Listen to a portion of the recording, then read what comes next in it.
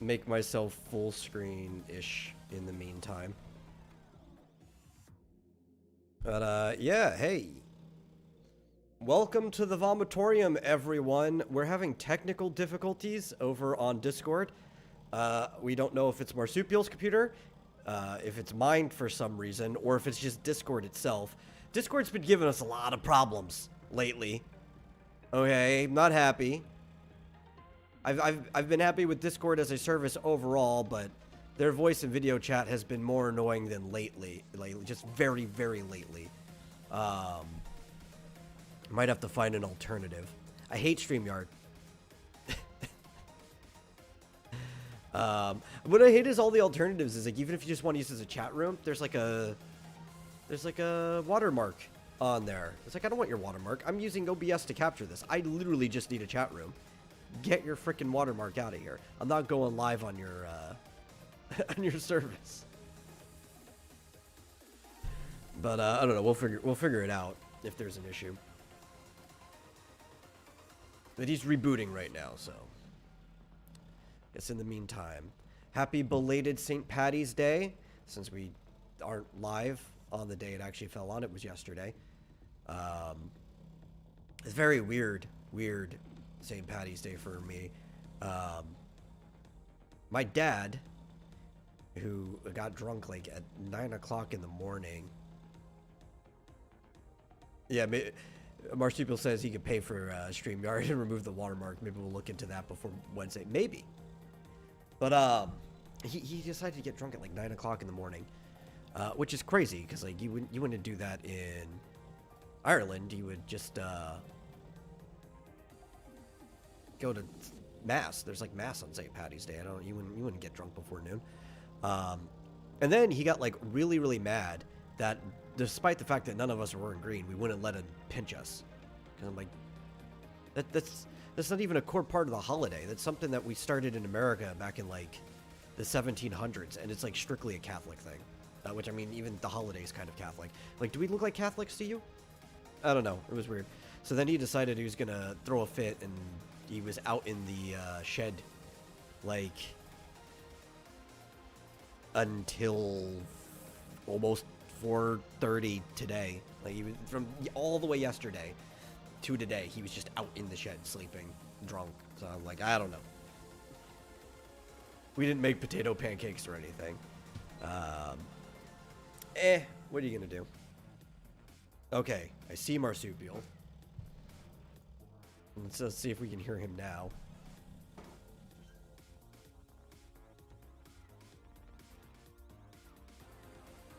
No, we still can't. But you know what? Let me dip out and come back in again, because sometimes we have this problem. I don't know what the issue is.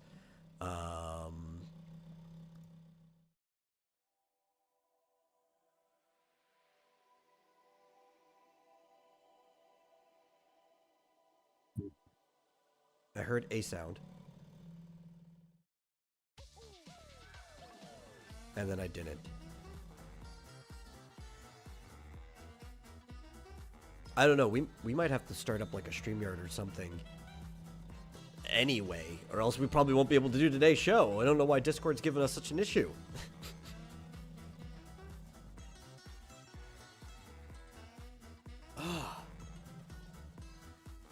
Sony!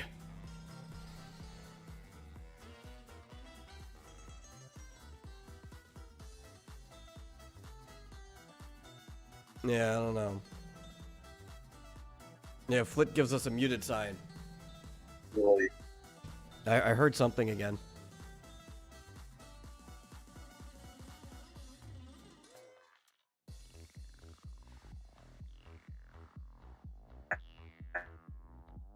And then I hear roboting. See, I don't know what the issue is too, because like I have full connection. It's not the greatest ping, but like 67 ms isn't bad. Oh, never mind. I had my speakers turned off. Well, yes, that'll do it. That'll do it, Flit. Yeah, I don't think it's on my end. We can't hear Marsupial. I want to blame Discord. I don't even think it's on his end. I specifically want to blame Discord. Yeah. I think we're. You see, when you slammed, I heard. But then when you started talking, I didn't. It didn't want to pick up your voice for some reason.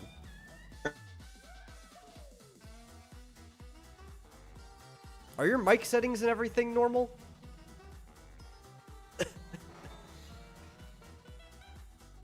I know he's been having trouble with his headphones, but I don't think the mic should be the issue.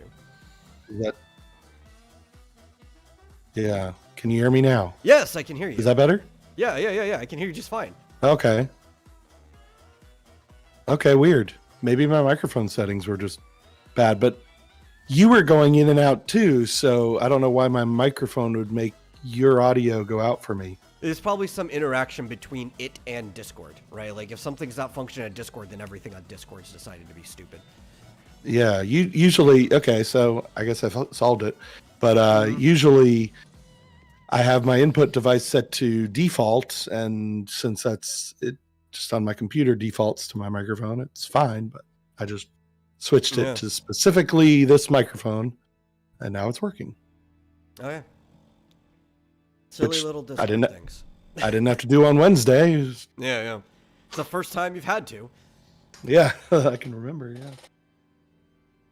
Phew. I was having a problem like that, I think it was like 6 months ago, where like my default settings for in and out are already set in my computer. So like my outgoing mic settings are voice meter aux, and my ingoing is voice meter normal. So most programs don't have a problem with this. Discord, for some reason, like 6 months ago, stopped registering default that way, and I had to go and manually change it to outgoing aux, ingoing just normal voice meter. I'm like, why? Why can't you just be normal, Discord? Yeah, maybe it was set like that, but for some reason Discord reset it to default. I don't remember, but at any rate, here we are. Welcome to the It's either vomitorium. Sony or it's Furry's fault. Those are the only thing I can come up with. That's right. But yes, welcome to the vomitorium. As always, I'm your host, The Metal, and joining me is my co-host, Marsupial Gamer. How you doing today? Good, fun. I'm like awake for the first time at the beginning of the show. Right, like I actually saw like you were green and you were active on Twitter and stuff like that. Yeah. It was like, man, he's actually awake, and now we have technical issues. Is this one thing or the other? Of course. And I mean, more than just awake, like I'm awake. Like I actually got a lot of sleep last night. You know, didn't have to take any stimulants other than coffee, and I still feel good. So. Well, you know what? I had a good day today so far, even though for me my day hasn't been going on for that long since I wake up late as fuck. But I've been having a good day so far because look what came in the mail. Haha. Yeah, I saw that. Printed copy of Realms and Relics. Yes, it is tiny because it's manga size. But normally when you have something this size, you're used to it being a tankobon. So it being a floppy that's this tiny makes it feel even smaller than normal. Now, is that a project that you crowdfunded, or no? What is that? So you even have a shirt for this. I don't want the lights on. Right, because I know that you have the Realm and Relic shirt. I do. Yeah. No. So back in 2020, I took a break from my normal stuff because the Tezuka manga contest was going on, and for the 100th one, they opened it worldwide. Right. I'm like, maybe I'll participate. And then I remember Elric was doing it, and then Rick kept pushing me, and a few different people were like, you should really do it. You should do it. So I asked some people that I owed rewards and stuff to, and I even polled my audience, like, hey, do you mind if I take a break from my normal stuff to do this? And I spent that whole summer making a just shy of 50-page one-shot called Realms and Relics, The Flower of Vanaheimr. And it's been missing some things I needed, because I needed to obviously round the pages out. It was 46. It needs to be 48 to print if it's, I think, less than 60. I think 60 is when they start actually square binding them. So this actually is still held together by staples. You barely see, but yeah. But since I got everything I needed to finally get it printed, I went and ordered just a few, for some local stuff. because you need to order at least one, or I think manga they only print in twos, so I had to order at least two to get a proof copy. And I'm like, whatever, I'll order a few more than that. And now I have it set up that as soon as they approve it, should be going by the end of the day, people can order it print on demand at Indie Planet, like most of my other comics. Oh, cool. Yeah. Cool. I was going to say, you could have left 2 pages blank at the end, so if people didn't like your ending, they could just rewrite it. Right? Oh, yeah. No, I also had to, which I was creative with this. I had to fill in the inside covers, right? So I took one of the panels, enlarged it, and I turned it into an ad to redirect people to the website. I changed it to, like the screen monitors and stuff like that. And That's cool. On the very back one, I put a little rundown of the main characters in the story. Smart. Remember when comics used to do that? Yeah. They'd like I remember, because I got comics all the time in the 90s, and there'd usually be a page or two right at the beginning that would kind of give you a summary of the characters and what's been happening every single time. And it was helpful, even though I was following, like I mostly bought Spider-Man. But there were literally 4 different Spider-Man comics going on at the same time. And so sometimes I'd have to, read the summary, remember what was going on on that particular one. Let me see if my my other stuff don't do that within anymore. arm's reach, because I'll show you what I do at the front of my comics. So welcome, Flit. Good for you turning on your speakers. And hey, Joshua, how's it going? Yo. I think they should be over here somewhere. I don't know what he's going to get.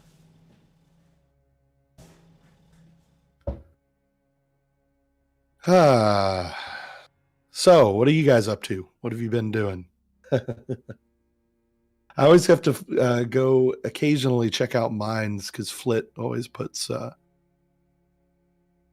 of his latest stuff up on Minds. Oh, and I'm logged out, of course. Let's see.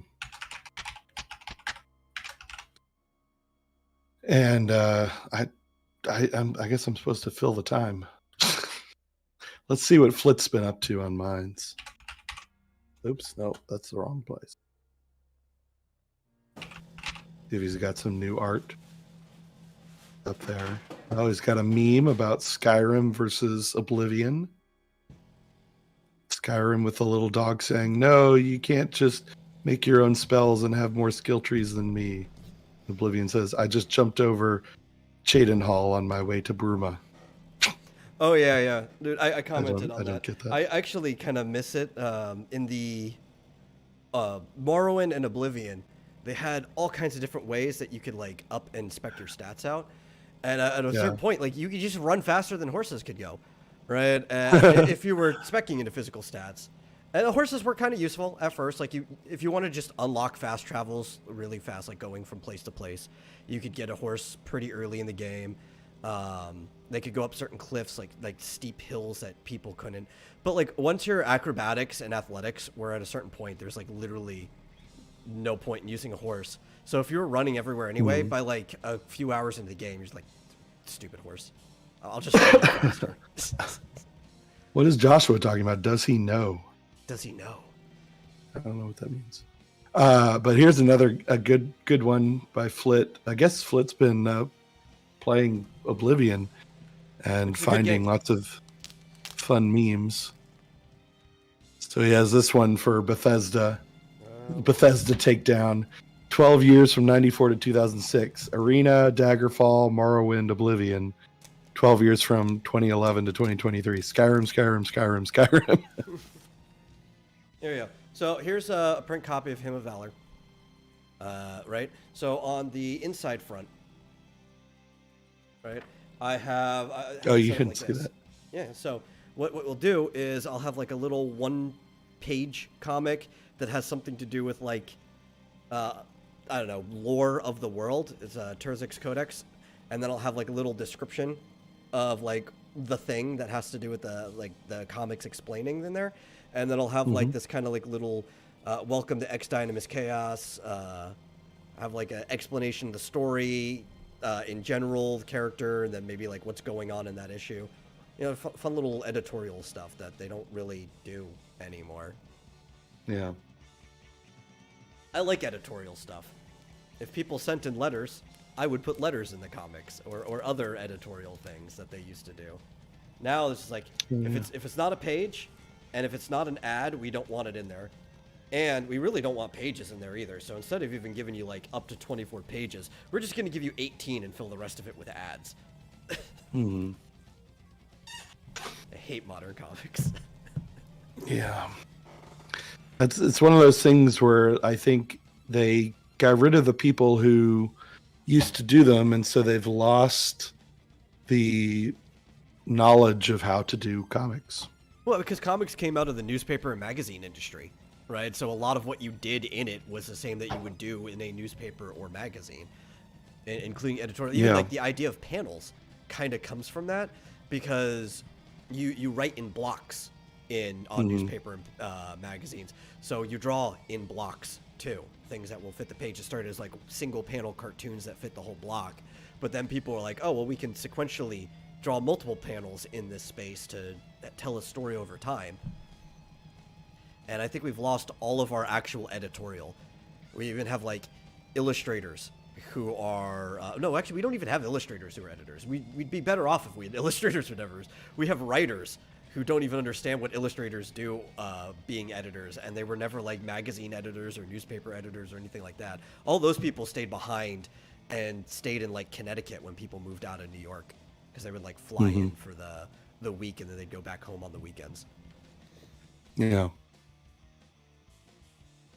Yeah, it's completely lost on current mainstream comic creators. I think all of the best creators have quit the mainstream and gone rogue.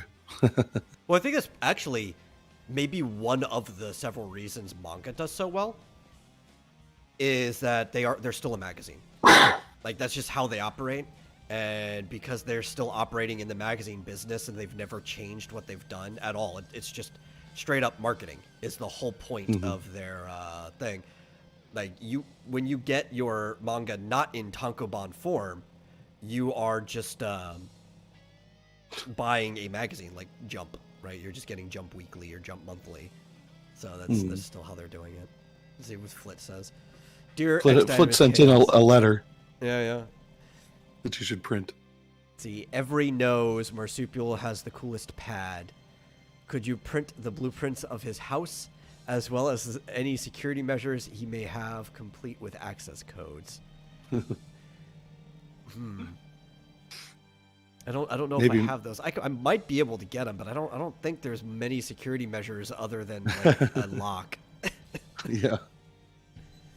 Honestly, this apartment is shit. It's a complete rat hole. And I've already actually changed the locks on the back door because they were basically falling off. Yeah. And just completely, you could open the door at any time. I ended up going to Lowe's and getting a new lock. Yeah. Well, that's why you should have seen. What should I I was going to say, you should have seen my house when I lived in a house. I actually did have a security system. We had motion detectors. We had detectors on the windows to detect when you open and close the windows.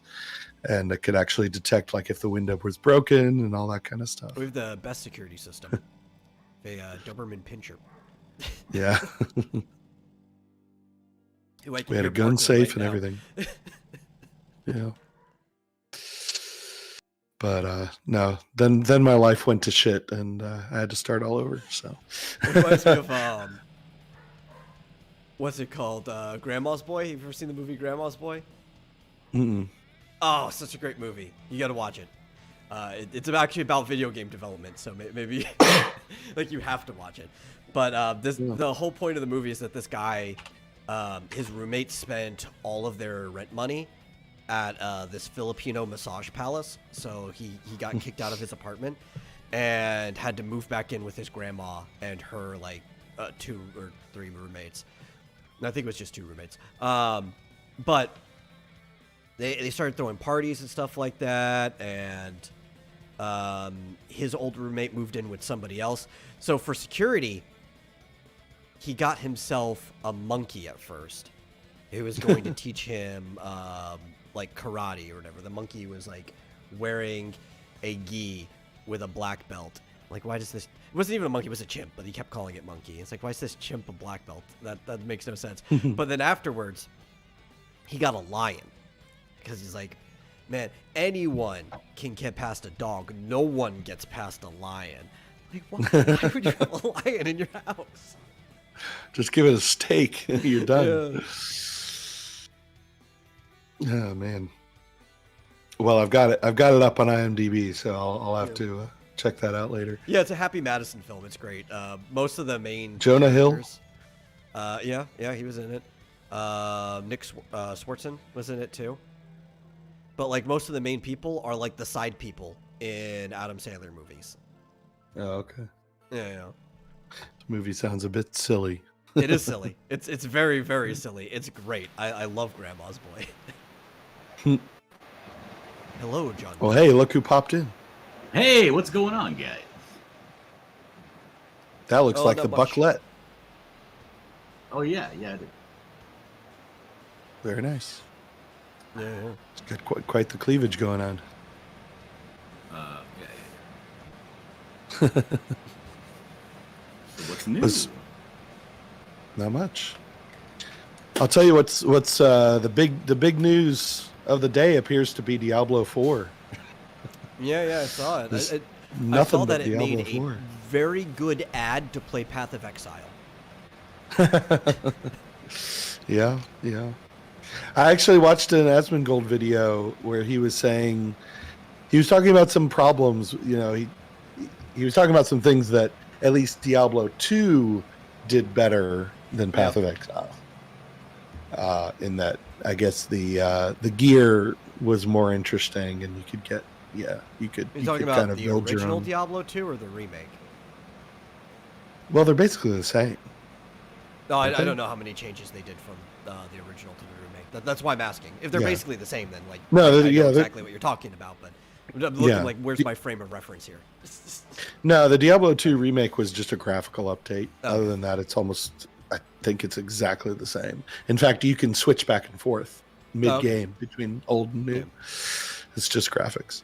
But, yeah, I didn't quite understand it all, but apparently, well, we don't know yet whether Diablo 4 is going to be better or worse than Path of Exile, I guess. And Path of Hopefully it's better Exile than Diablo is, 3. One of those great games where it's got a player test in there, where you don't want to spoil it, right? Yeah, you know, for anyone. But there's this very, very specific point that's really hard, and it will weed out like maybe 60% of the people who play the game. Will just decide to drop the game right there.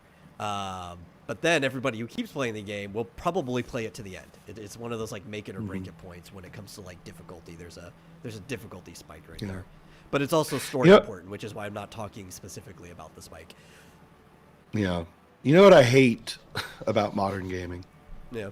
is the metagaming. It's Yeah. out of control. It's absolutely, I mean, I don't think you can stop it. I don't think there's anything you can do about it. But you go on GameSpot right now, the top 6 stories are all Diablo 4 guides, Diablo 4 guides. How to min-max Sorcerer, Rogue, Necromancer, Druid. Like, I just want to play the game. I don't want to have to read a fucking guide so that I can min-max and get the most out of it. And, Okay, and here's if I the play thing. with other people, they won't, they'll say I suck because I didn't read the guide. Most games and- you can still play without reading a guide, though, right? Like Yeah, there's the culture around it, like you're talking about. What was it? My brother's this way because he cares about his parse in Final Fantasy 14. I don't give a shit about parsing. I prefer to just make a static. We'll play, like, we'll decide our own culture of gameplay. It's like, however we want to play, we'll play. If we want to try some things, we can experiment and do stuff, because that's how I play games. I remember back, even just, like, in the 90s, we still considered it, like, almost cheating if you had to use a guidebook to look up something, Right. you know, and Yeah. like it was understandable if you bashed your head against it and lost against the boss like 60 times in a row or something. Like, okay, maybe I've tried too many times. I need Yeah. some help. But like, Okay, I got to use this obscure spell that I never would have guessed. But Yeah, the yeah. guide tells you. but at Yeah. least the person gave it 60 tries, which seems Yeah. almost irrational now. People will give it like 2 tries and give up. Hmm. I have a question. Yeah, but- Go ahead. Where, the very first time I bought a guide, a walkthrough, was on a game called Dragon Quest VIII for the PS2. Yeah. Because they had this thing called an alchemy pot, where you can put 2 things into, and then something new would pop out. But it Yeah. didn't always make sense. The things that you put in, and I played the game probably about 3/4 of the way through before. You get the alchemy pot early on, but then you don't Yeah. get really cool stuff to make until later on in the game. And then I'm like, I'm fucking terrified, right? I'm crippled with anxiety and fear because I have this very expensive, hard to get item. I don't want to mix it with something and then something whack come out, you know? So I went and I had seen the guide in the game store, and I always looked at it, never actually picked it up and flipped through it because I felt like it was cheating. But there are some games that it's like you just don't have any clue. There's no hints in the game. There's no like recipe book you can find. There are some, but they're very basic recipes. Yeah. In the actual game, you find in a broken pot or something. But games like that, or games like Metal Gear Solid, where who the fuck knows what you're supposed to do?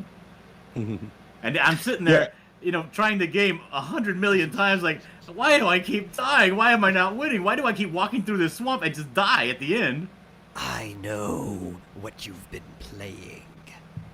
Right, I mean, Snake Eater, right? Metal Gear Solid 3, Snake Eater. You're just walking through this swamp, and you're walking through a swamp of every single person that you've killed, and you're kind of dodging them, but they'll reach out and take a little bit of your life, take a little bit more, you know. What's then his you finally name's, get to the end. Yeah. You get the skull in the bottom of the river, and then you go, oh, dun dun dun dun dun dun dun dun. Right? Do you want to continue? And I'm like, fuck you! Of course I want to continue, but I want to pass this level. Dude, the end is such a dumb boss, but like, you talk about meta, right? The different use of the word meta, where you have to like go into the clock and set your PlayStation's clock like 2 weeks forward, so he dies of old age or whatever. What is that? How am I supposed to figure that out without some sort of Psycho guide? Mantis, you have to unplug your controller and put it into slot 2, so he can't read your mind anymore. There's a game where you had to reset your NES or your, I don't remember what There was a couple of of them. There was one on like Sega. I can't remember that one. I Sega, remember yeah. on the SNES, there was like you know what was Sega? It was the X-Men game, I think, for the Sega. Right, that's game, it. Right? In order But there to was beat a Batman the X-Men. one on Yeah. SNES that you had to do like a similar thing in, where you had to, it would reset the security system or whatever, but you didn't Yeah. fully reset because there was a hard and soft reset on the SNES. Yeah. So you were just supposed to like tap it fast enough that it didn't like fully reset the game, and it would reset completely the wipe security the system. RAM. Yeah, it was just like, Yeah. this is such a dumb mechanic when you think about it, because you could accidentally Yeah. just like restart everything that you've done. And then there was the DS games where you had to close your DS. Yeah. And it would take, I think this was in Spirit Tracks maybe, The stamp, where you had it to would like the screen. stamp. Yeah. Yeah, close it and it would stamp it from one screen to the other. Effectively, putting your system on sleep. But that wasn't nearly as dumb as doing a quick reset on your system. Yeah, as I got older, I don't mind guidebooks as much, or even going up in guides. I just have that principle of like, you should at least try it a few times, or try something on your own first. Yeah. I also Well- like talk about your Well, I get the pot angry thing. if I I don't try care something about a that few at all. times and there's Yeah. no way I would have been able to do it. Yeah, Yeah. well, like your If the you alpha try it a few boss. times, there should be a way to kind of figure it out in game. Yeah. Yeah. Well, here's the thing. So with Dragon, I don't know the exact dates, but I feel like with Dragon Quest VIII, they almost like did that to sell more guides. I feel Yeah. like because Well, that became a problem. yeah. But see, here's the thing. With Dragon Quest IX, they actually had the same thing. They had the alchemy pots, but they gave you all the recipes in game. You could find them in game, so you really never needed a guide. And then That's great. You'll never hear me complain about that. yeah. Yeah. So they improved it in Dragon Quest IX, which only came out for the DS, by the way. And then in 11, they have the portable forge, the mini forge, and you don't need recipes at all. You can do that little mini game without a recipe. So I think they've tried to get away from the really obscure shit that Dragon Quest used to do. It's not even Well, like there's a list, right, with a bunch of question marks on it. Like, here are recipes that you don't have. They don't even have Yeah. that. It's I just think they have that Just in- take a fucking guess. Yeah. Well, I think this I think also in, goes back to in Dragon a Quest IX, it's much better. a conversation we had last time, right? We were talking about how like JRPGs were pretty bad in the mid to late aughts. Part of why I think they started getting bad too is that they were almost making their games for guides at a certain point. Like I love Final Yeah. Fantasy 12, but Final Fantasy 12 is a game that is almost made to sell a guide because there's so much Yeah. side stuff that you don't have to do, but it just makes your characters better if you do it. And the guidebook for that game is like this thick. It's like almost a phone book. So I have the. I don't know where it is. Yeah, but well, like here's the. Yeah. Well, this one's for 7. I know I have the 9 Yeah, even 7's pretty thick. one. Yeah. Yeah. I mean, they got pretty thick, but I'll That's tell you, not even like, half as thick as the 12 one is. It's like picking up Yeah, I a don't freaking think I have encyclopedia. I know the Skyward Sword one. And I think things got better for a little while because of the internet. And since people were sharing information on the internet, nobody needed to buy a guidebook anymore, right? Yeah, It's 'cause like I can before just- that, there was a magazine called Tips and Tricks. I remember Tips and Tricks. Yeah. Or there was another magazine. I forget what it was. It might there have was been a Cheat Code. Cheat Code magazine whatever. was a good one too. And it was like I the mean, last Nintendo Power had a lot of stuff. like the last couple of pages of the book were just random games that were out currently and cool things you could do that nobody knew about. Yeah. Yeah. Which is it's fine, but the thing is like if I'm playing a game, Where did it go? like that whole attitude of me feeling like this is cheating just completely went out the window when I felt like there's no way I could figure this out, or there's no way I could grind or Yeah. be precise enough in the battle that I won, even though I didn't figure it out. You know what I mean? Yeah. Yeah, and it's Well, like going if ba- you're playing like an extra hard mode, like you played through the game and you unlocked a hard mode, then that whole like little metagaming where you have to do things perfectly, that's fine. You know, that's not Right. the main mode people play to the game. You want an extra challenge on that.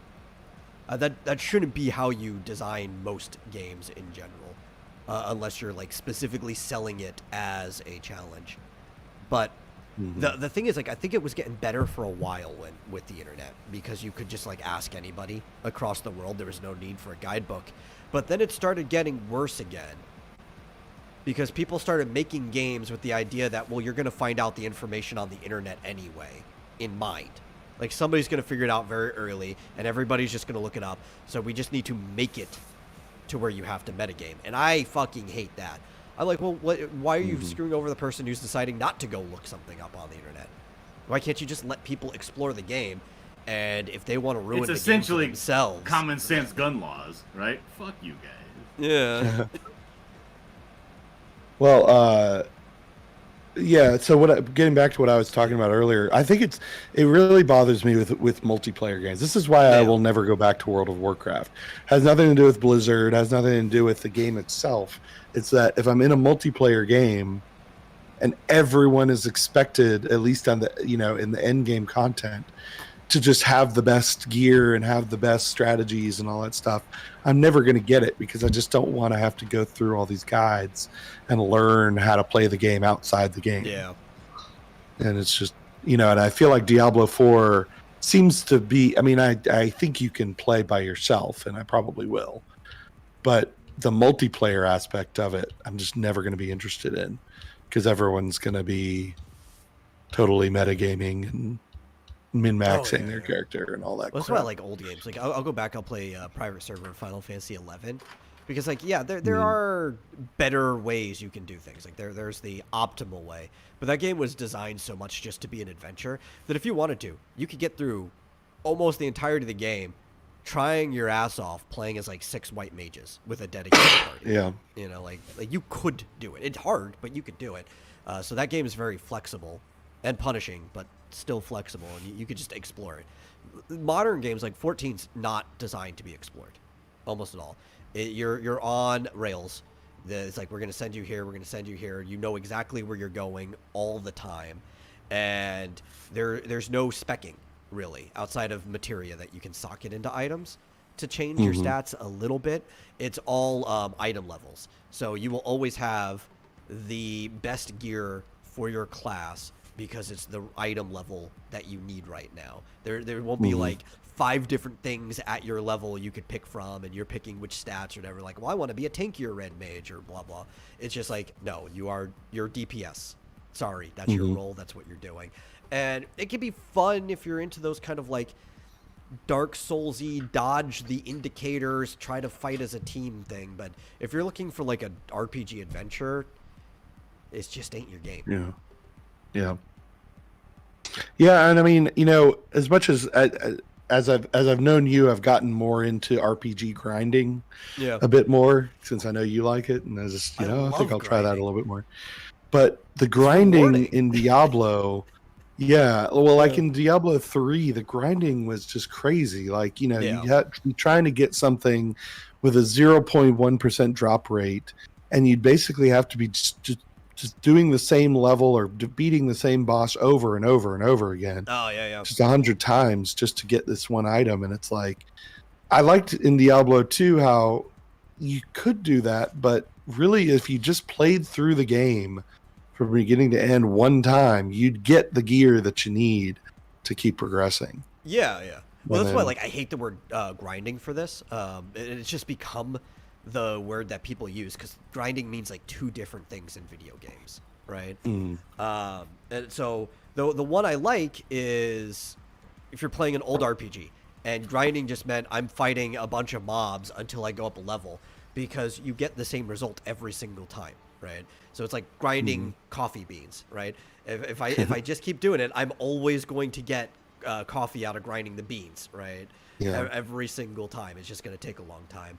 Or even like grinding away at like a grinding stone or whatever. It's just amount of time putting in. This thing, though, I call it mining because it's not really grinding, right? There is a chance that if I'm panning for gold, I might get it. And I'll go out there every day, but I don't know if I'm going to get it that day. And I hate mining. Just absolutely hate it in video games. That's like all Monster Hunter is.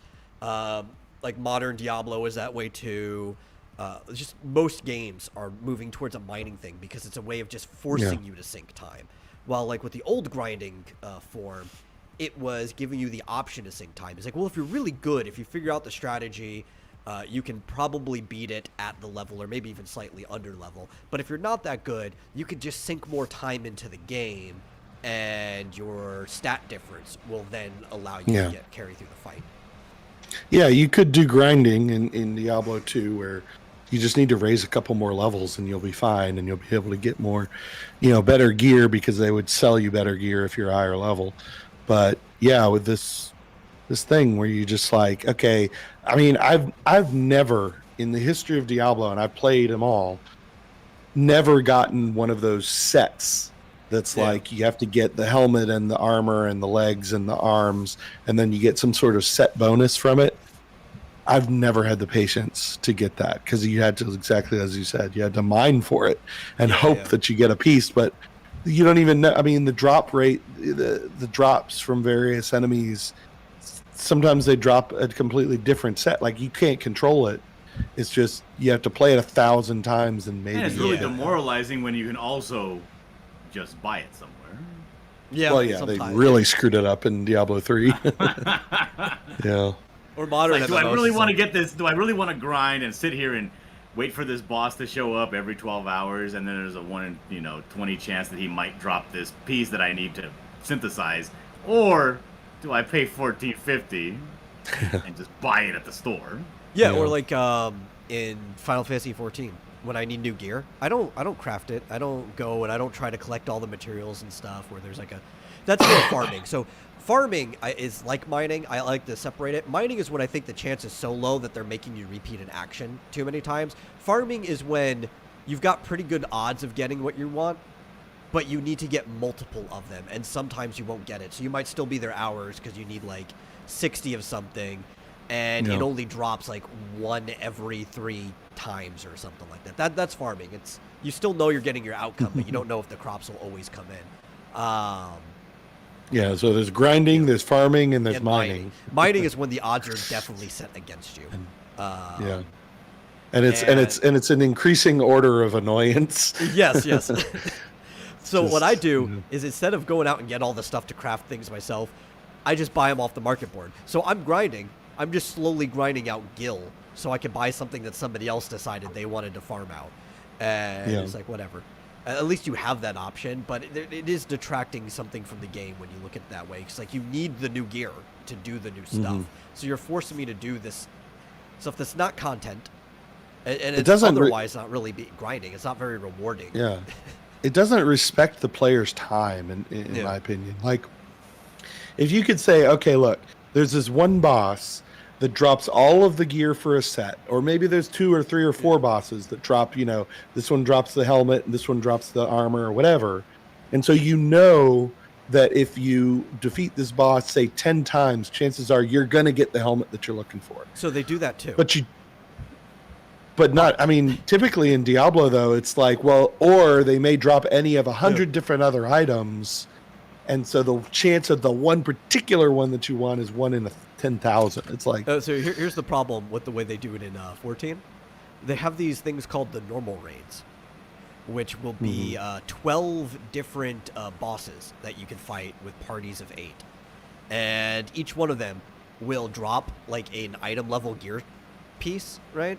So between they're set into 3 groups of 4, and they come out in groups of 4. So like you're going to need the stuff from the previous one to do the next one, and the stuff from that one to do the next one because the item level goes up.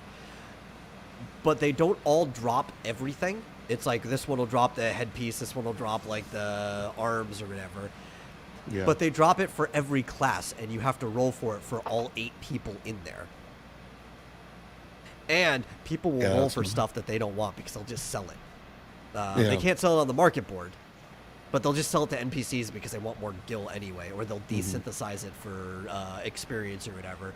So you're rolling for this chance that it might even drop the one piece you're looking for against 8 people who most of them are dicks are going to roll for it anyway, even though they don't have to.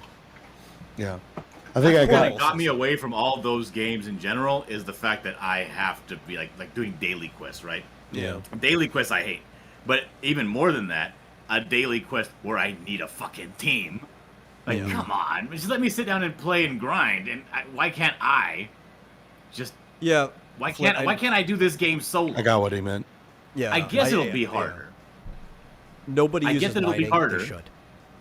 But let me just do it. Let me put in the 140 hours to get this one thing that I could possibly get in 4 hours with a team, but just give me the option to get it, Let me put in the work to get it solo.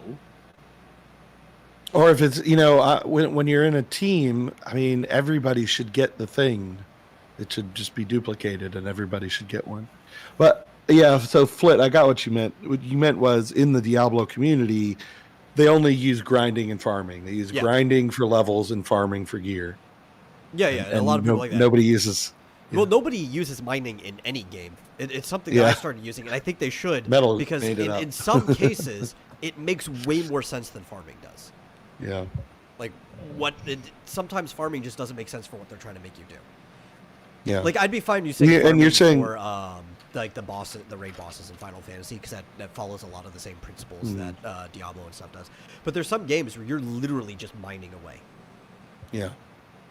Yeah, like in World of Warcraft, you'll have farming where, and not literal farming, but where you have to go and defeat enemies to pick up like 10 of an item or something like that.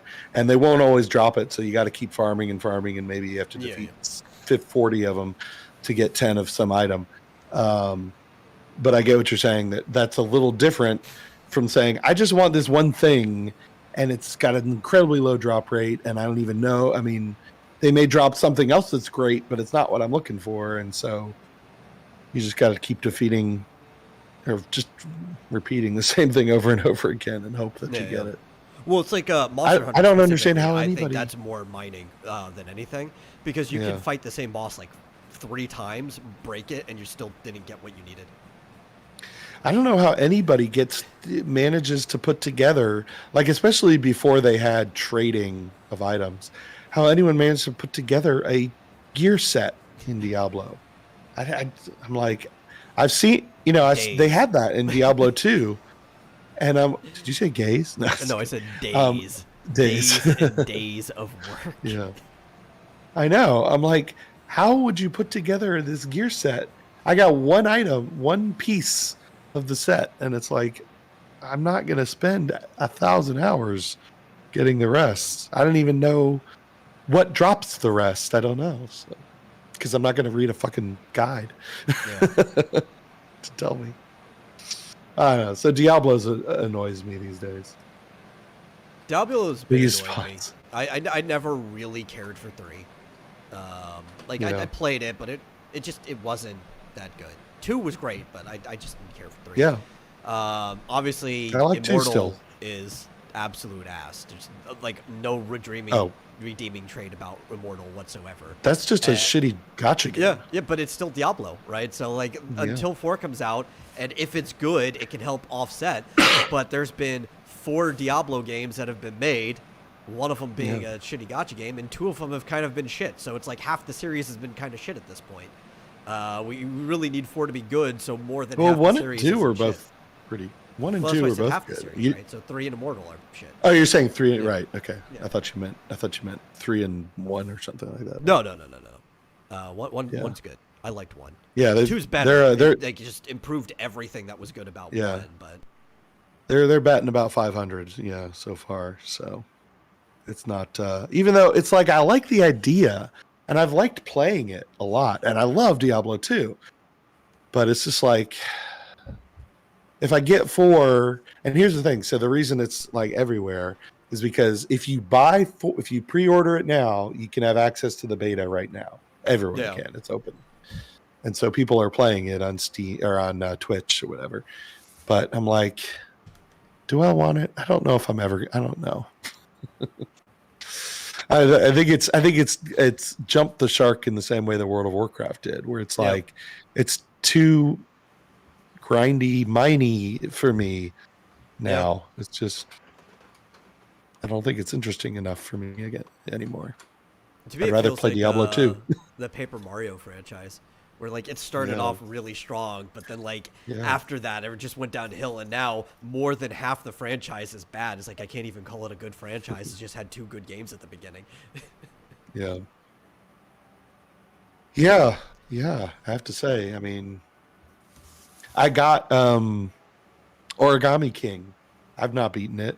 I stopped playing after a little while because it's just like, this isn't very interesting. This isn't very good. Maybe I'll go back to it, but and I was never nostalgic for the original. Slightly better than Sticker Star and Color Splash. Though widely, it's still basically the same game. I wouldn't call Origami King good. It's just better by the standard the last 2 have put down before it. Yeah, but I mean, not to get into it, but the battle system is bizarre and annoying, and the bosses are ridiculous. They're just like generic office supplies. You're fighting a pencil box now. You're fighting a tape dispenser. Like, what the fuck is this? Like, literally, that's what you fight against. A big thing made of rubber bands. Flitz says, I honestly wouldn't have a problem with farming if it was actually engaging, but it never is. It's always boring and repetitive. Yeah. Yeah. What was I going to say? Oh yeah, just to finish what I was. I think they took the Paper Mario a bit too far with that. Yeah. Well, you know what? At least the Switch Online, if you pay for the extended version, you can play the original Paper Mario. Or you can emulate it. I think they crash just about as often as each other. Yeah. I want to play Super Paper Mario. I got to get my Wii emulator working. God, I liked that one. It's good. It's fine. It's actually fine. I wouldn't say it's like great. It did the storytelling well. There were some really good Mhm. things in it mechanically. It just diverged way too much from being an RPG. Yeah.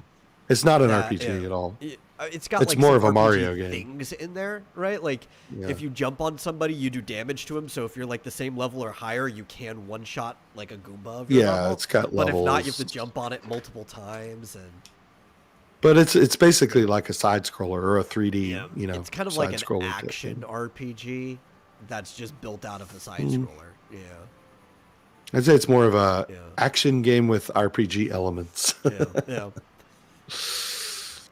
But, like, But anyway, the I story's loved it. actually fine. I loved That it. was never my problem with Yeah. the game. Yeah. Yeah, farming is never actually engaging. Interestingly, I've found that grinding kind of is sometimes like A lot can of be times fun to grinding is grind just levels. doing more of what you're normally doing in the game anyway. Like if you want to play Yeah. a turn-based game and you need to get more levels, well, you're just doing more of the turn-based combat that you bought the game to do in the first place. Yeah. And I mean, if I'm going to sit here and say that I like turn-based games, and I do, I like the old Final Fantasies and I like Dragon Quest, then I should like grinding. And Yeah. the more I do it, the more I like you- it, actually. So It's I think you satisfying going back to an area that you've already conquered. Yeah, Right. yeah. And then going back and just throwing something out there, getting all the bad guys to Yeah. come and aggro you, and then you're like, bam, and just fucking destroy them all in one hit. It's a little Yeah, yeah. satisfying. And I like going to collect the pieces areas- of cloth grenadine, whatever. Yeah. And I like going to areas that are a little more challenging because you typically get a lot more XP and you can raise levels really fast and watch those numbers go up. Yeah, Well, it's that's what I super was gonna say, satisfying right? to fight a group of, or like, wean one really powerful foe that you're not ready for away from his group and just really have an intense battle and actually beat him, and you get this thing that's beyond your level. It's super satisfying. It is. Well, so for people who find grinding annoying, I've always found the experience that when somebody says I hate grinding, I go and I look at what they do for grinding, and they are basically metagaming, right? Like they're just grinding the same thing over and over again that will give them the most reward for their level that they could possibly get at their level. I'm like, okay, if you're trying to get it done as fast as possible, that makes sense. But you're kind of making it boring for yourself. If you're willing to take just a bit less reward, you could go around and fight different things and shift up. Like, okay, I fought this for a while, fought that for a while. You can change the combat. To me, it feels like a lot of people who hate grinding, they're purposely making grinding worse for themselves. Yeah. Yeah, it's kind of like in Final Fantasy, like trying to fight one particular enemy that's rare and has a rare drop, and it's like, and half the time you can't even find it and stuff like that, and it's annoying versus just going to the Peninsula of Power in Final Fantasy Yeah. 1 and just raising levels like crazy for a bit. Well, that's the issue with farming, right? Because like when you're farming something, you can only get it from that specific thing. So you have Yeah. to fight. And that's why it always becomes repetitive. You don't have a choice otherwise. It's like, Yeah. okay, I have to go kill 500 of these sheep to get the thing that I want. Need the special magic black wool or something. And I'm going to go to that island in Final Fantasy VI where I get to fight dinosaurs. That's how I'm going to level up. Oh, I did They, that. they give you like 6 or 7 different dinosaurs to fight too. You can have fun. Like you Yeah. don't know which one you're going to come across. Yeah, and once you kind of figure out how to beat them, especially if you're playing the original SNES version, and you can use that special bug that lets you kill Yeah. things instantly, which I can't even remember off the top of my head, but yeah, that actually worked great. It made the end of the game unbelievably easy. Oh, so I had a very easy way of doing it. Instead of exploiting, I didn't know about the bug or anything, but what I did was, what's his name? Setzer, right? Setzer's best thing that you can equip to him is the Death Tarot, right? It's the only end game weapon that has the death chance modifier on it, right? Everybody else is like, oh, you get the assassin's knife isn't that good. It's like a mid game weapon, so you wouldn't keep it on just to have death modifier later on. But Death Tarot is like his end game card set, so you would use that. I would give that to him, and then I would temporarily equip the Genji gloves and the Master Scroll so that he'd be throwing it out like 4 times, and then I just get some more damage in there anyway. So he has like 8 attacks, and you have like 4 different chances that he's going to instant kill something per time, and you're gonna get it. You're gonna get it like either first or second round. You're grinding fast, but there's a dinosaur that instant death doesn't work on. I think it's like the T-Rex looking thing. So there's still that surprise of like I might have to actually kill something, and that's fun. Like I don't want them all to die instantly. I want that chance that I actually have to do something. It keeps it from just becoming boring of like I'm entering battle, okay, it's over. I'm entering battle, okay, it's over. Like there's that same game I was talking about where you have to kill these things called king slimes, metal king slimes. Yeah. And it gets really frustrating because once you get a metal slime to come up, you can only use the same attack, which is what do they call it? Some sort of a metal attack, right? Yeah. Like metal piercing this, and not all of your characters have a metal piercing attack. So it's like And the big one is Metal Slash is the one everybody likes. right. And then it's like I think there was one other one that uses a lot of MP, or it's like Giga something, whatever, that actually does hit like metal. You know what I mean? Yeah. But there's no variation. You're grinding in this one little area, this plateau, because this is where the Metal Kings appear. And once you're finally fight through hundreds of low level things, and you get a metal slime. And you're like, okay, now I'm gonna fucking have a battle, but not really, because you can only use one type of attack. Yeah.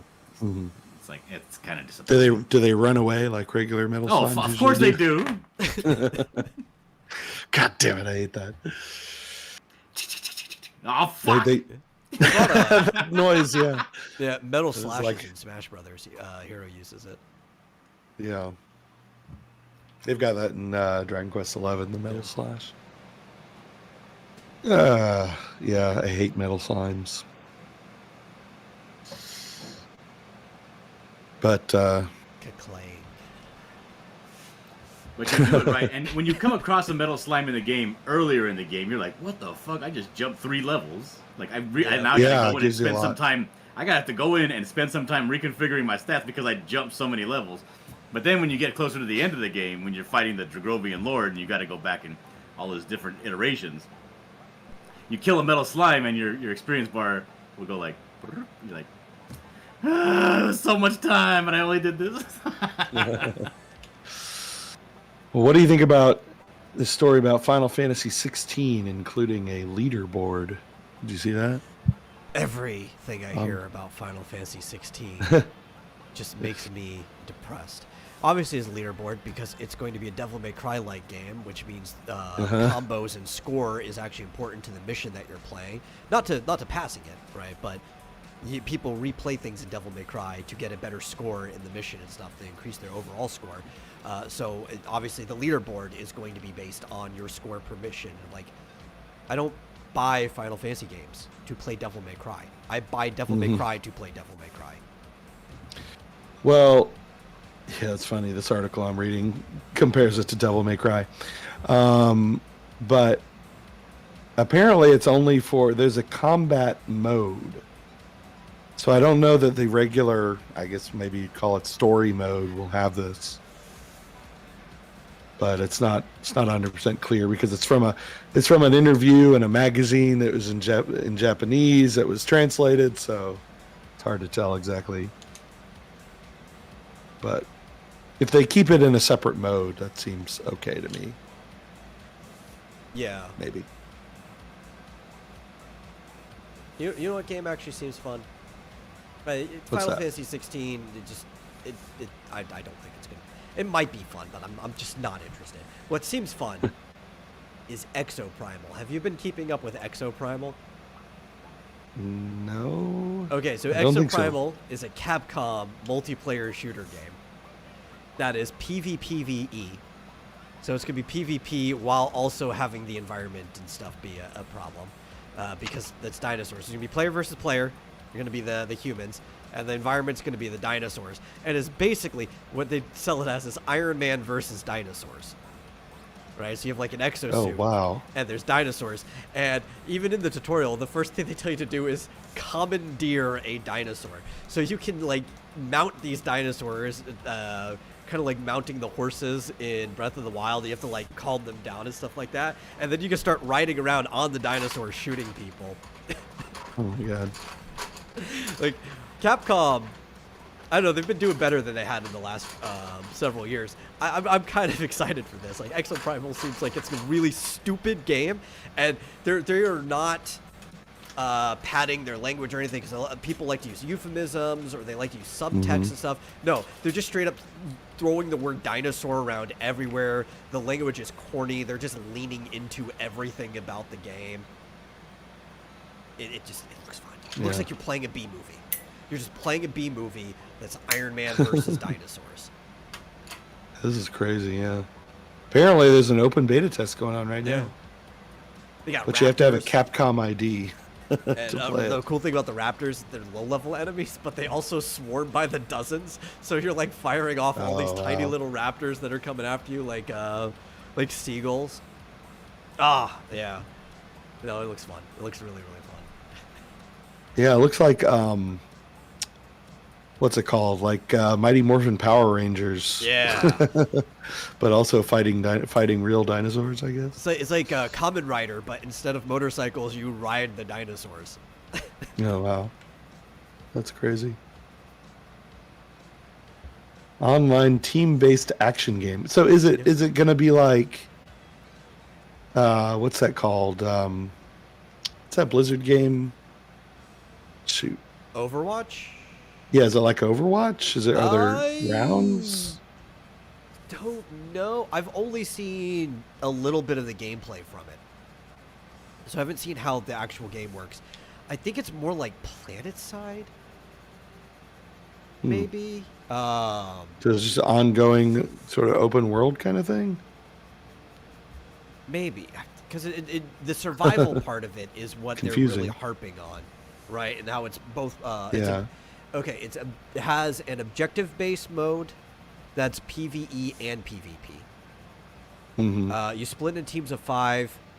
So yeah, there is something similar to that Overwatch mode where there is an objective that you're doing. There's like an arena. There is sort a of thing. match that accumulates into a final round where you're all together and given a final objective. So it's actually better that you're not against the other players the entire time. Sometimes it's PvP, sometimes it's PvE. So that actually seems kind of fun and interesting. This is Yeah, also it where looks you like you'll- commandeer a dinosaur. So you don't play the dinosaurs. You play the You play the people, Iron but you Man can't and the use the exosuit. dinosaurs. Yeah. Yeah. This does sound like a crazy game. I remember this now. I forgot the name of it, but I remember and in seeing the final this. round, you have to fight both the other players and the dinosaurs are attacking you all at once. So Yeah. it's mayhem. Mayhem. Being released on Bastille Day, July 14th. Hey, cool.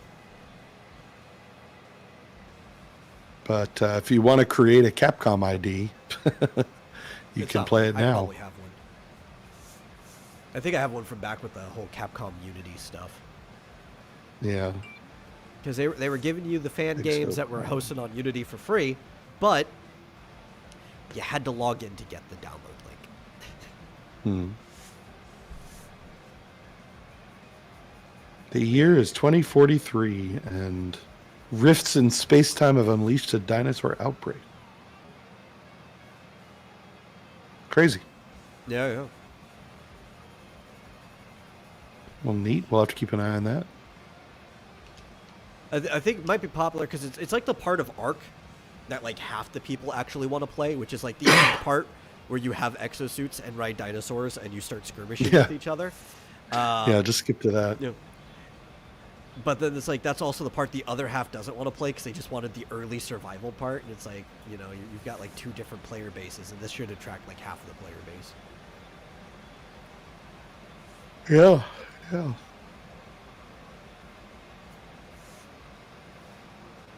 Oh, this you're probably upset you can't get it. But the Zelda Tears of the Kingdom pre-orders in Japan only comes with a fork and a spoon as a pre-order. I saw that. Yeah. I saw that. Yeah, can I order that from Japan?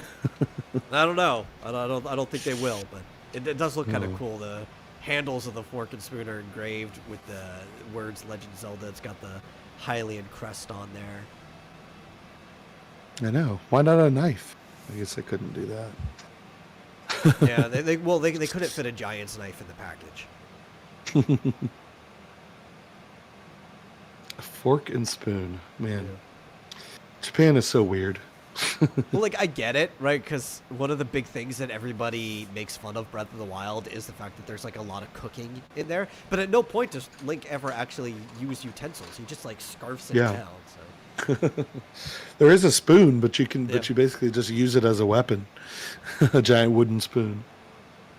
Yeah, I saw that. So I wasn't expecting that they were actually just like real silverware, fork and spoon. What were you gonna say? Oh, if I want to use a spoon as a weapon, I want, like, the giant fork and spoon from that one painting. The famous one that the farmers have. I use that as a weapon. They're actually made of metal, so, like, they would probably hurt. It's basically like having a shovel and a pitchfork, but in the shape of a fork and a spoon. There you go. That would work for me.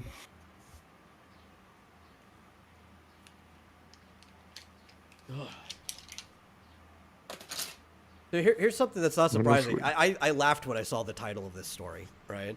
And I'm like, did people think otherwise? So it says Aladdin Star says sequel is very unlikely to happen.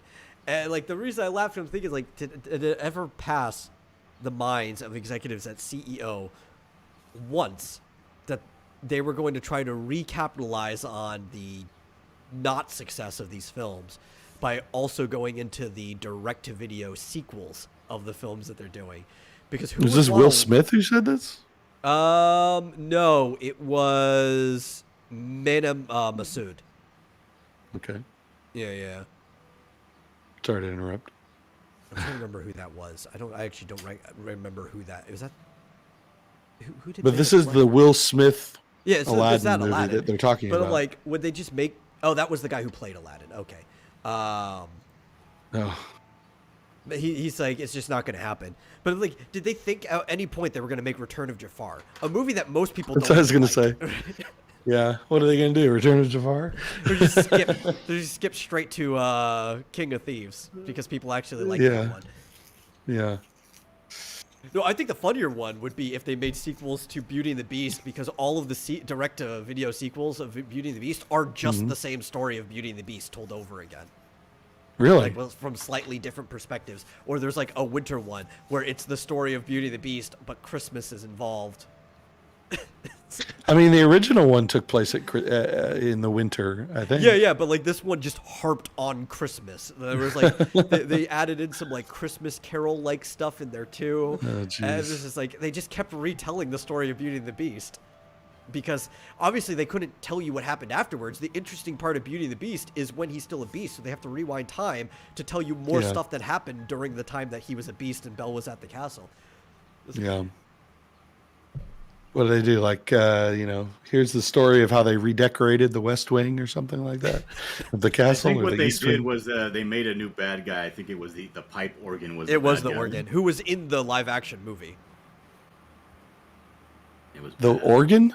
What? Yeah, they made him You know how like a the harpsichord. you know how all maestro. the things in the castle come Yeah. to life, right? Well, the So pipe one of them is a organ, bad guy? the organist got turned into the pipe organ, and he was the bad guy. But the thing about him is, Jeez. unlike everybody else, because he was a actual, like, church pipe organ, he was stuck in the wing, like in the room that he was in, attached to the wall, and he had to, like, send other people to go do his dirty work.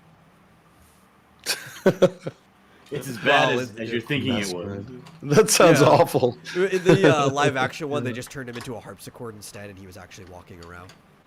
Yeah. Sounds absolutely terrible.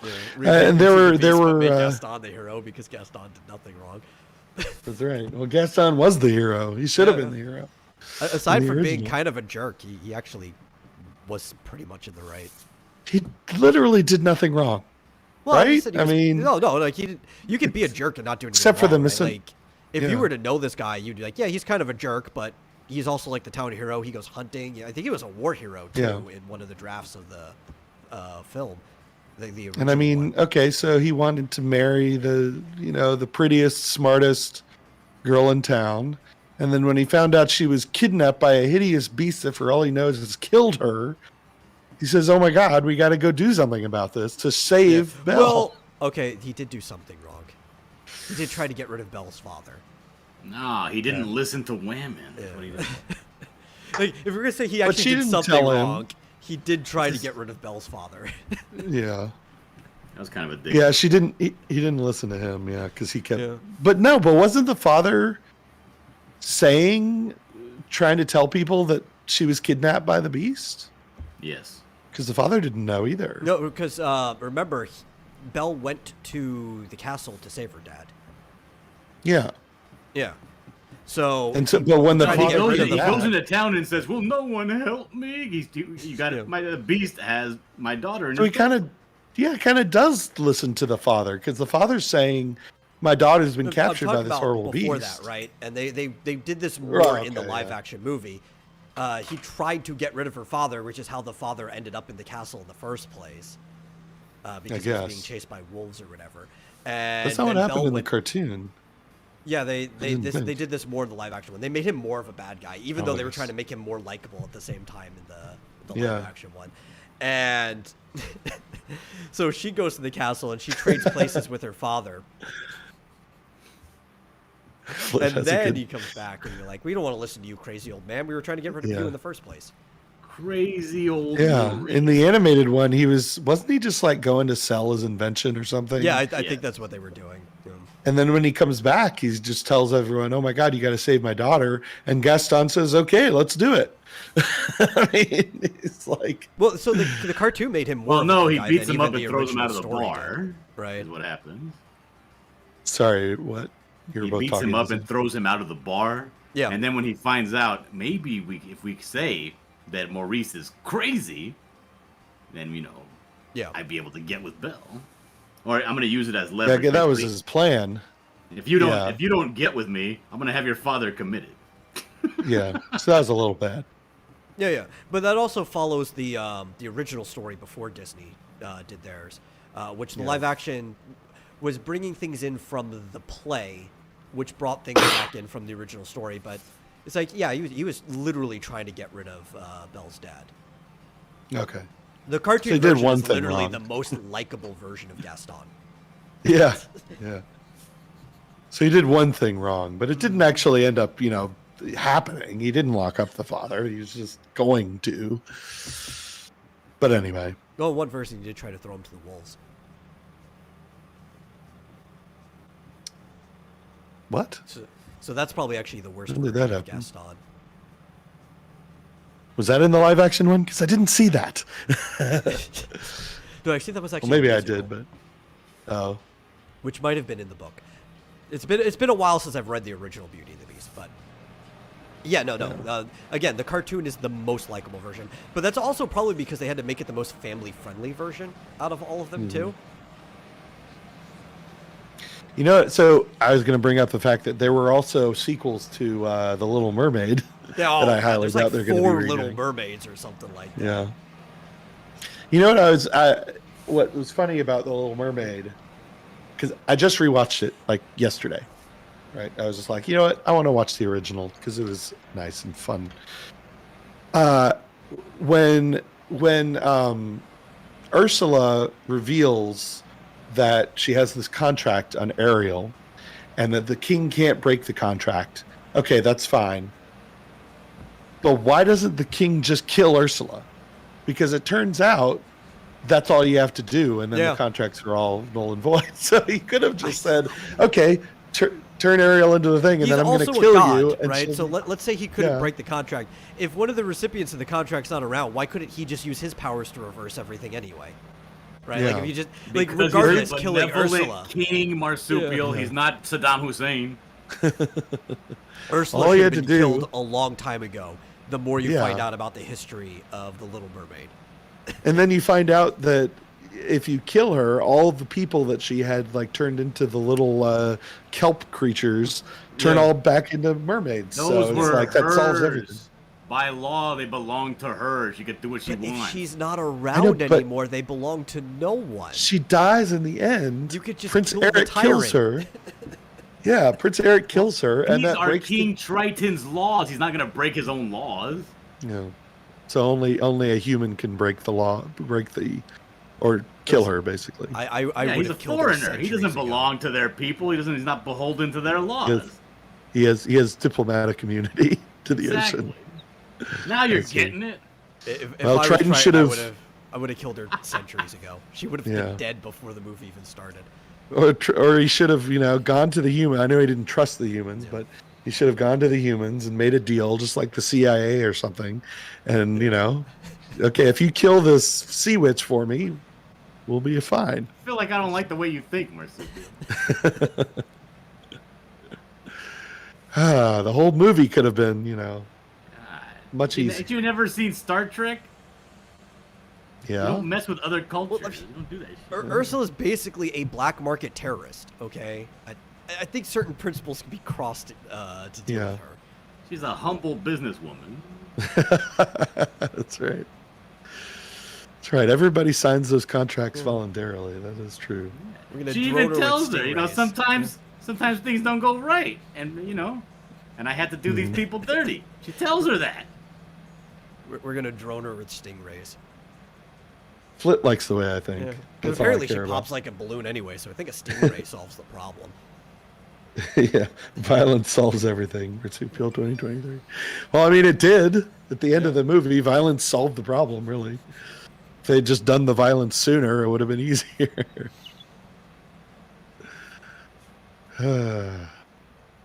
They also made a sequel You're a to villain, Cinderella that was Marsupial. shit. Sequel to what? Cinderella. Cinderella? That was shit.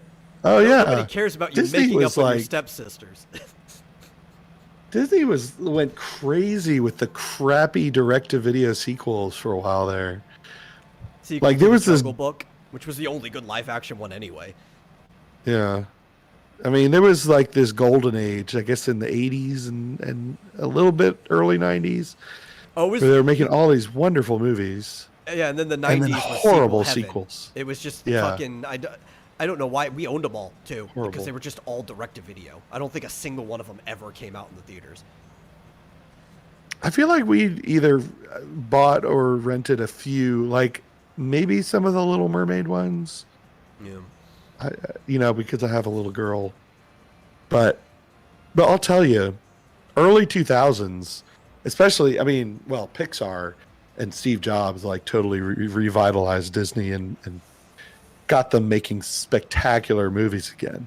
Yeah. But I'll tell you, even like the direct-to-video stuff, the all of the Disney fairy movies with Tinkerbell, Yeah. fantastic, outstanding movies. Like if you have kids, there's like 6 or 7 of them, and they're all great. Like they did a wonderful job with the Disney fairies movies, and my kids loved them. Absolutely loved them, and we loved them. We liked watching them. So it can be done, but you have to have a good. I think John Lasseter was in charge back then. Well, I think also the fairies, like, it comes from a different viewpoint. So they weren't trying to make a sequel to Peter Pan, which they did already try to do. Right. I'm not even. They had a Crappy cartoon sequels, sequel, yeah. not even counting Hook, which is Yeah. the only good sequel to Peter Pan.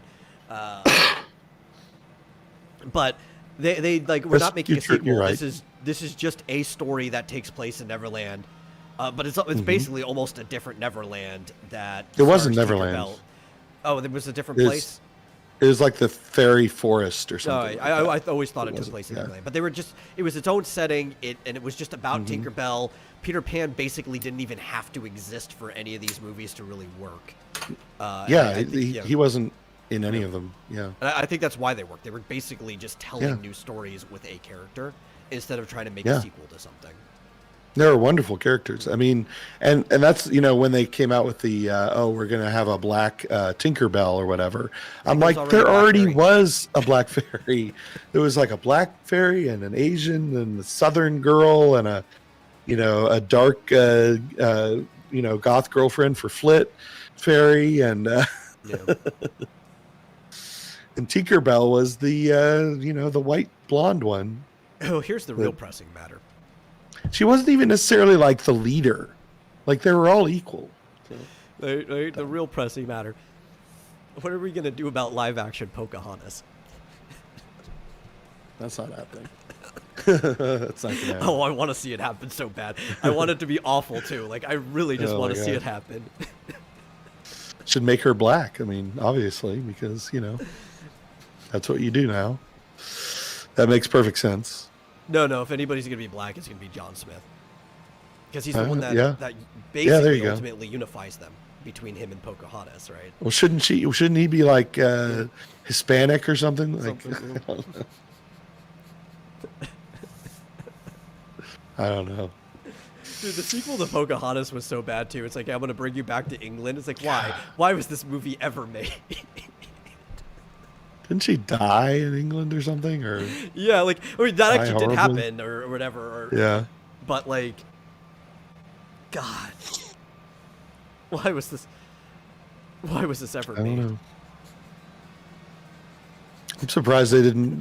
When they did the Mulan, why didn't they have Mulan be black? That would have I made think he was perfect also sense. like almost 40 years her senior or whatever. Yeah. Well, in the real story, yeah, she was like 12 or some shit. Ridiculous.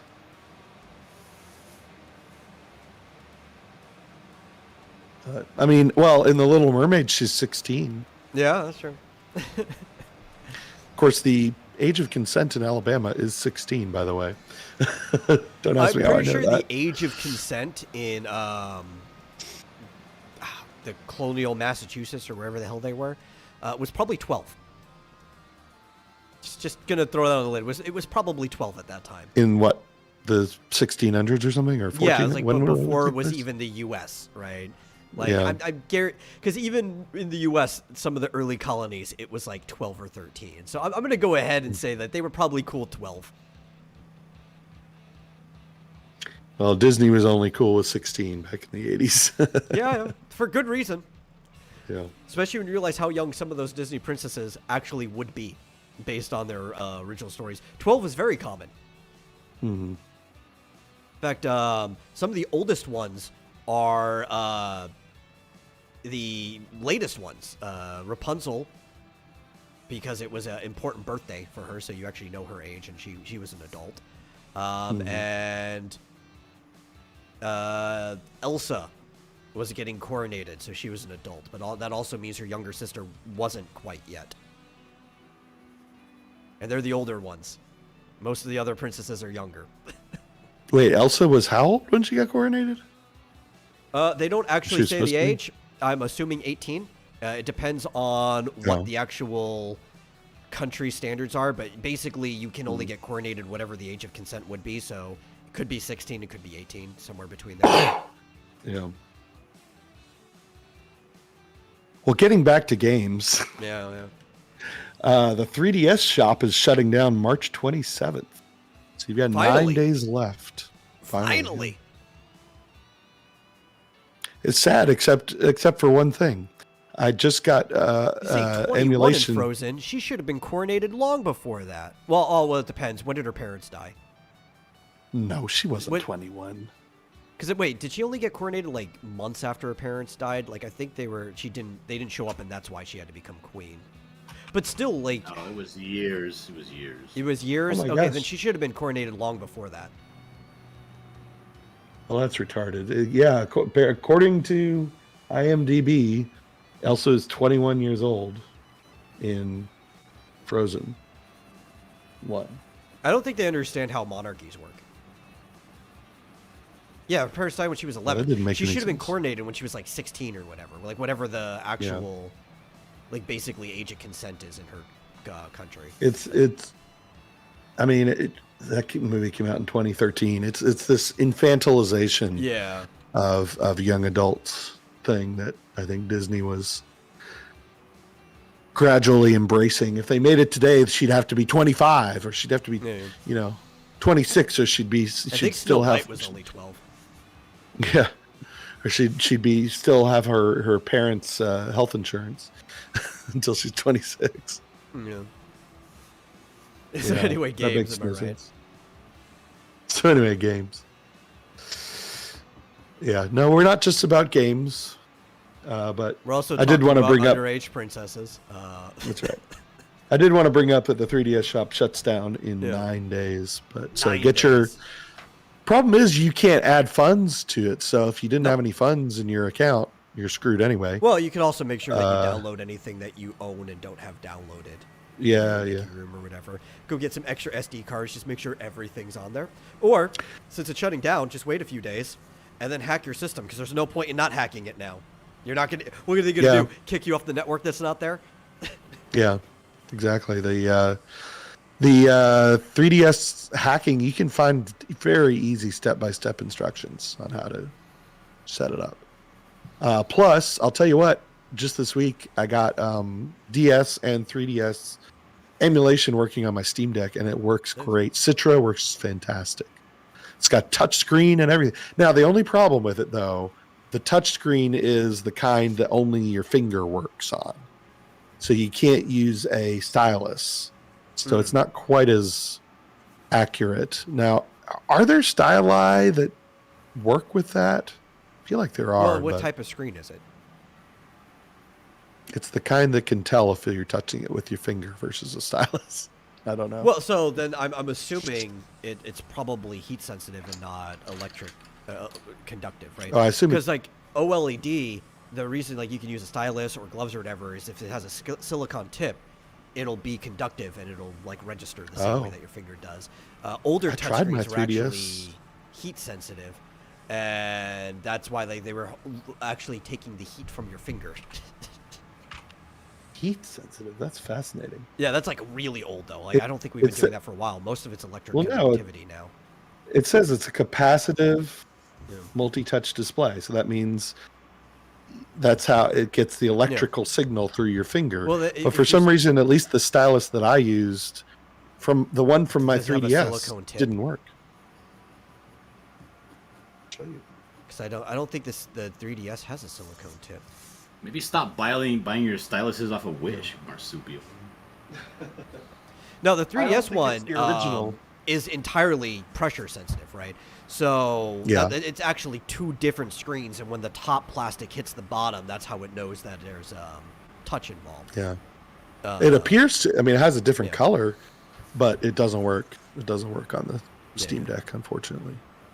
So there are a kind of stylus that would work. I just need to Probably find yes. what.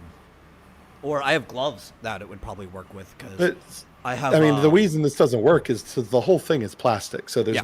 no electricity going from Yeah, my yeah, yeah. finger to the tip. So But like, I have these insulated gloves that would normally there'd be no electricity Oh, I coming do from my too. hand because of it. Yeah. But because they have silicone on the tips, I've got the those, glove yeah. itself is conducting, so it's almost like a hand is touching it. yeah.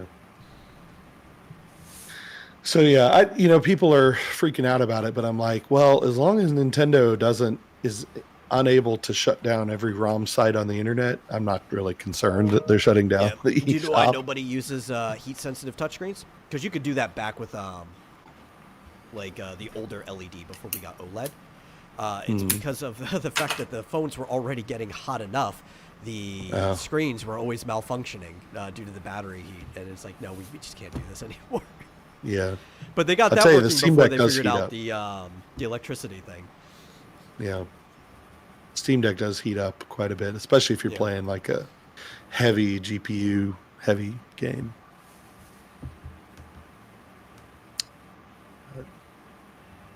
Yep. Well, check out, download all the stuff you haven't downloaded on your 3DS. 9 days Yeah. left. And also, I don't know when it's going to go live. I submitted for it, but keep a lookout on my feed. I'll probably retweet it with the Vomitorium Twitter, but you check in the Discord or whatever. You'll be able to order physical copies of yeah. Realms and Relics very, very soon. Whenever they actually process the submission that I put in. So Cool. Yeah, I'll get it whenever it's out. Will that be, where is that going to be? Indie Planet, Deep Planet. Realms and Relics. which is where you can also buy the first 4 episodes in the Hymn of Valor, but the first 5 chapters of Ex Dynamis Chaos are on there too. The I guess colors I to the can't- older ones don't look as good because it was before I fixed some things, but episode 4 looks really fine.